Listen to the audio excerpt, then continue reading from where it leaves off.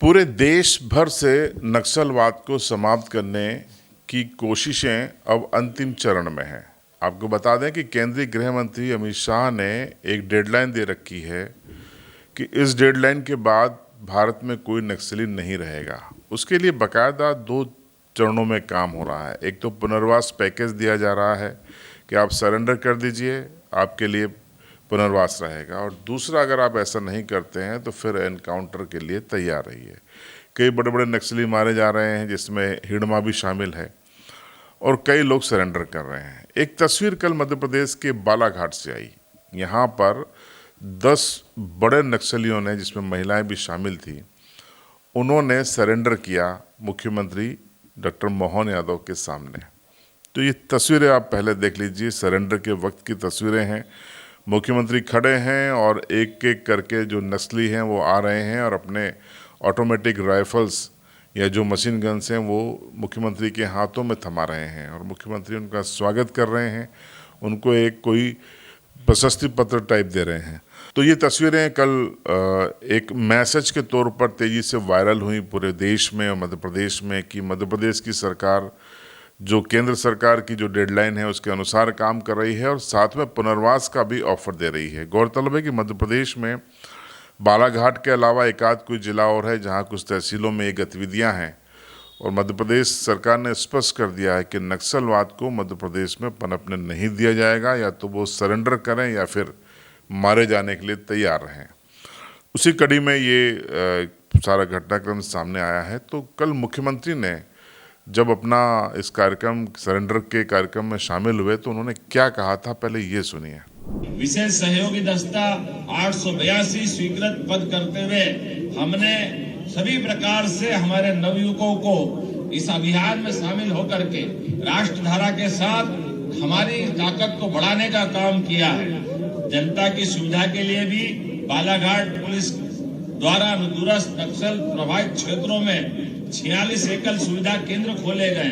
एकल सुविधा केंद्रों के माध्यम से युवाओं का चयन निजी कंपनियों से दिलवा करके उनको सिंगल क्लिक से नियुक्ति पत्र दिलवाए जा रहा है। एकल सुविधा केंद्र के माध्यम से भी वन अधिकार पट्टे से लेकर सभी प्रकार की चिंता का काम हमारे द्वारा किया जा रहा है। जब हम अपने प्रभाव की बात करते हैं तो इसी वर्ष नक्सलवादी गतिविधि रोकथाम के लिए जिला बालाघाट में 10 जिला मंडला में एक नया कैंप स्थापित किया था, जिससे हमारी नक्सल विरोधी गतिविधियों पर प्रभाव पड़ा और नक्सलवादियों का दायरा सिमटता जा रहा है। इसी तरह से 15 नवीन अस्थायी कैंप भी हमारे द्वारा लगाने का प्रयास किया है, और हाक फोर्स के 1200 जवान लगातार अंकुश लगाने के लिए, और इसी के कारण से हाक फोर्स और 328 जवानों को जिला बल सहित हमने उनकी बहादुरी के फलस्वरूप क्रम पूर्व पदोन्नति देने का काम भी हमने किया था। जोरदार अभिनंदन करें हमारे बहादुर जवानों के लिए भी।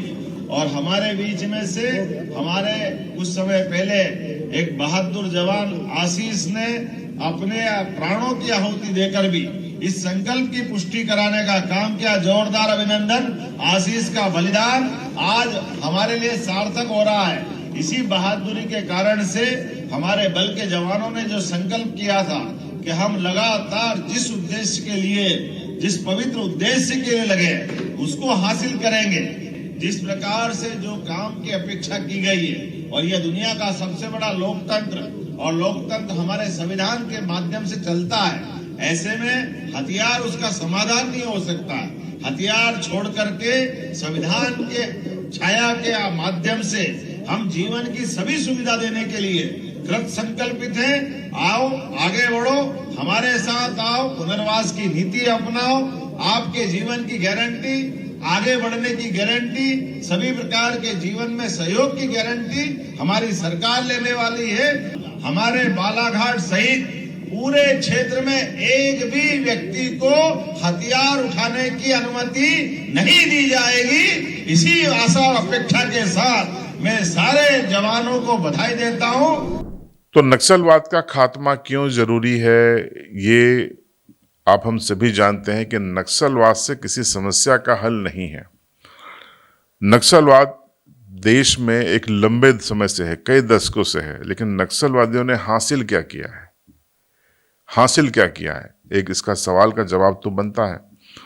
देश के संविधान के दायरे में रहते हुए आप लोकतांत्रिक तरीके से अपनी बात रख सकते हैं, लड़ाई लड़ सकते हैं, आपके पास न्यायपालिका है, बात करने के लिए शासन प्रशासन है। हथियारों के दम पर किसी को कुछ हासिल नहीं होता है, ये इतिहास गवाह है। और ये जो तस्वीरें हैं जो बालाघाट से सामने आई हैं, ये भी इसी बात की गवाह है कि जिस रास्ते को आप हथियारों के जरिए हासिल करना चाहेंगे, उससे आप कुछ भी हासिल नहीं कर पाएंगे। अंत यही होगा जैसा हिडमा का हुआ या फिर ये जो तस्वीरें बालाघाट की हैं। तो ये तस्वीरें आपको कैसी लगी कमेंट में बताइएगा। और हम भी सभी नक्सलवाद की विचारधारा के जो समर्थक रहे हैं, जो जंगलों में नक्सलवाद से जुड़े हुए हैं, लगभग या तो सरेंडर कर रहे हैं या मारे जा रहे हैं, हालांकि अभी 3 महीने का वक्त है, उनसे यही अपील है, नेशन फर्स्ट, देश पहले, संविधान में भरोसा रखिए, संवैधानिक तरीके से अपनी बात रखिए। हमारे पश्चिम मध्य प्रदेश में कई युवा हैं जो संवैधानिक तरीके से अपनी लड़ाई लड़ रहे हैं, बात रख रहे हैं, और उनकी मांगों में सरकार भी उनकी मांगों को देर सवेर सुनती है और वो काम होते हैं। इसलिए नक्सलवाद को छोड़िए, मुख्य धारा में आइए, देश और प्रदेश के साथ आगे बढ़िए।